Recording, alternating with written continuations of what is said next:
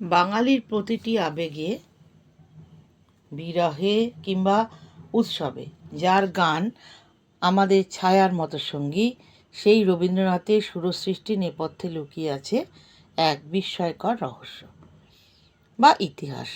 আজ আমরা কোনো তাত্ত্বিক আলোচনায় নয়, বরং ইতিহাসের পাতা থেকে খুঁজে নেব সেই সব দুষ্প্রাপ্য মুহূর্তগুলোকে, যখন কবির অন্তরে প্রথম গুনগুন করে উঠেছিল কোনো সুর, আর যার অনেকটাই আজ হয়তো সময়ের গর্ভে হারিয়ে গেছে।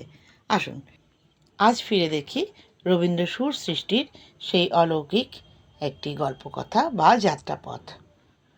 রবীন্দ্রনাথের জীবনে সুরের ধারা ছিল এক নিবিড় সংলাপের মতো।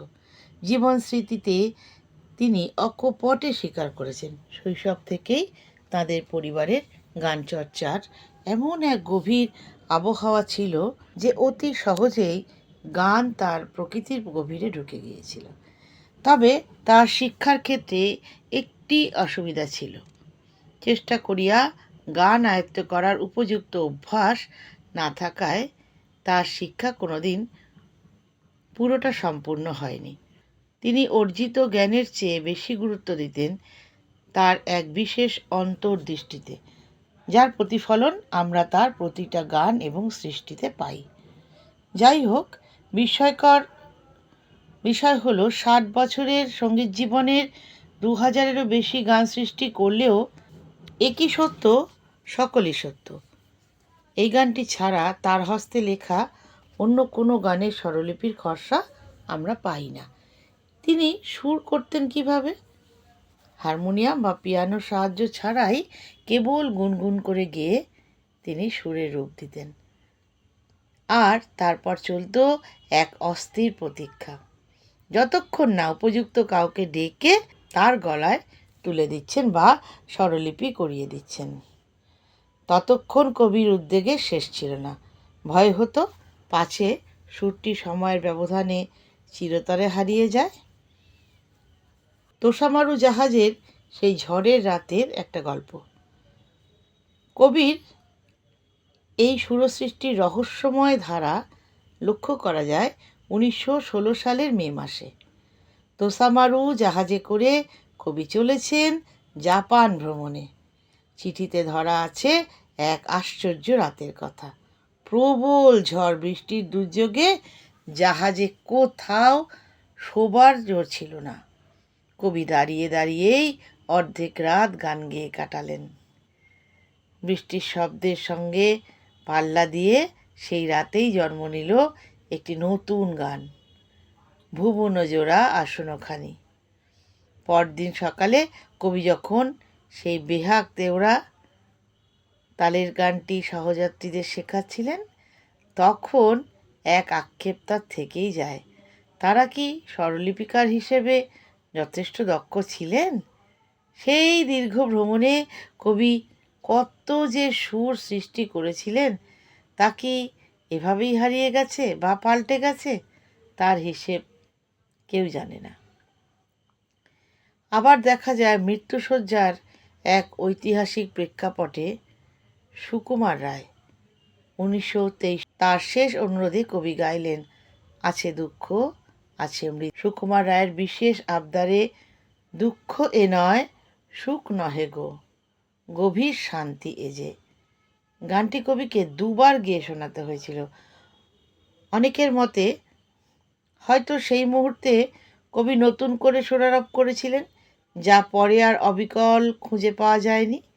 অনুরূপ ঘটনা ঘটেছিল 1932 সালে পুনা জেলে মহাত্মা গান্ধীর অনশন ভঙ্গের সময়। তার প্রিয় গান জীবন যখন শুকায় যায় গাইতে গিয়ে কবি সুর ভুলে গেলেও পরিস্থিতির দাবিতে তৎক্ষণাৎ নতুন সুর দিয়ে গানটিকে গেয়ে শুনিয়েছিলেন। সেই হারানো সুরের ঝংকার আজও আমাদের কাছে বড় রহস্য। এবার আসি যন্ত্রের সঙ্গে তার সৃজনশীলতার অনিচ্ছা। যন্ত্রানুষঙ্গ নিয়ে কবির ছিল এক অমননীয় আদর্শ। তিনি বলতেন, তখন হারমোনিয়াম আসেনি এদেশের গানের জাত মারতে। তবুও নিভৃতে তিনি হারমোনিয়াম বা পিয়ানোর সুরে মজেছেন। লন্ডনে বা জোড়াসাঁকোর বিচিত্রার ঘরে পিয়ানোর এক একটি রিড টিপে টিপে তিনি সুর খুঁজতেন। এমনকি আমি চঞ্চল হে সুদূরের পিয়াসির মতো গানেও পিয়ানোর সুর থেকে রূপ পেয়েছেন। আসলে সুর যখন অন্তরের গভীরে তখন তাকে কলমে কাগজের খাঁচায় বন্দি করার কাজ তার কাছে ছিল এক সহজাত অনীহা ও আলস্য। তাই কবির সবচেয়ে বড় অপ্রাপ্তি রয়ে গেছে তার বিশ্ব সফরের নথিপত্রে।